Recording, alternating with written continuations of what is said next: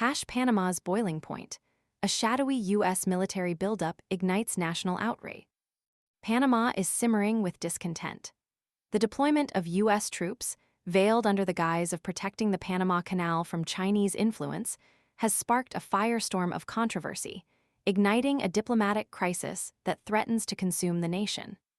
The situation is further complicated by a deeply unpopular government, struggling under the weight of public disapproval and accusations of collusion with foreign powers. The controversy centers on a recent three-day visit by U.S. Defense Secretary Pete Hegseth, followed by seemingly contradictory statements from both U.S. and Panamanian officials. The visit concluded with a thinly veiled announcement from Donald Trump confirming a significant troop movement into Panama.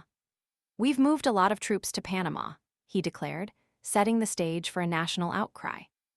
Hegseth's stated justification, bolstering security at 3 former U.S. military bases to counter alleged Chinese influence over the Panama Canal, rings hollow for many Panamanians. These bases, vacated in 1999 as per the 1977 Torrijos-Carter treaties transferring canal ownership to Panama, represent a painful chapter in the nation's history. The treaties explicitly prohibit foreign military forces, bases, and installations within Panamanian territory, making the current U.S. actions a blatant violation of international agreements.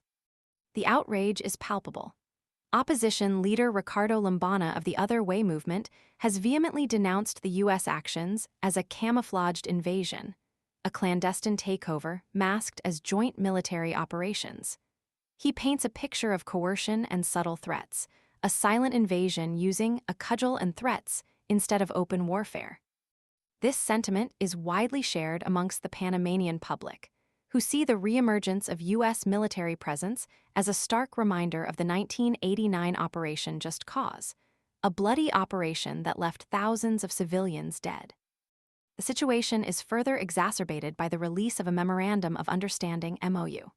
While ostensibly detailing joint operations, the document, which included aerial photos of Fort Sherman, Rodman Naval Base, and Howard Air Force Base, also outlined areas designated for training, humanitarian activities, and the installation of U.S. property.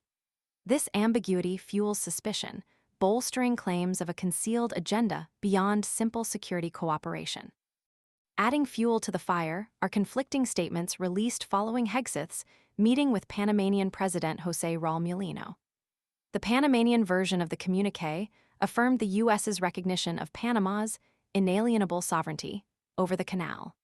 However, this crucial phrase was conspicuously absent from the U.S. Defense Secretary's statement, and Hegseth himself refused to acknowledge Panamanian ownership during a subsequent press conference. Panama alleges that the U.S. deliberately omitted the phrase from the agreed joint statement, a blatant disregard for Panamanian sovereignty. This lack of transparency has prompted the local chapter of Transparency International to demand accountability from President Mulino.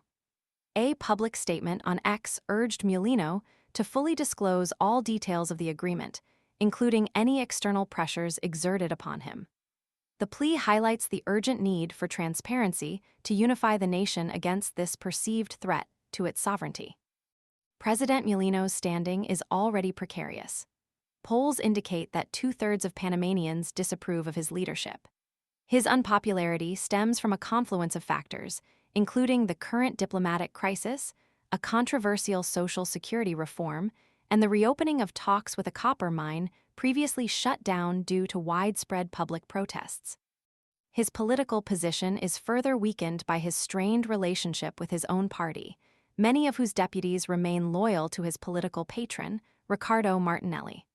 Martinelli, facing corruption charges, has sought refuge in the Nicaraguan embassy, with his recent attempt to secure exile rejected.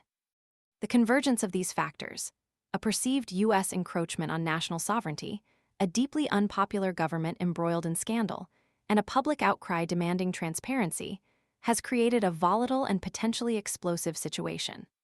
The seemingly innocuous deployment of U.S. troops has ignited a powder keg of resentment, sparking widespread unrest and raising serious questions about the future of Panamanian sovereignty and the delicate balance of power in the region.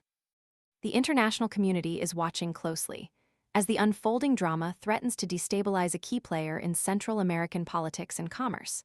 The situation calls for immediate and decisive action, both from Panama and the international community, to de-escalate tensions and prevent further escalation.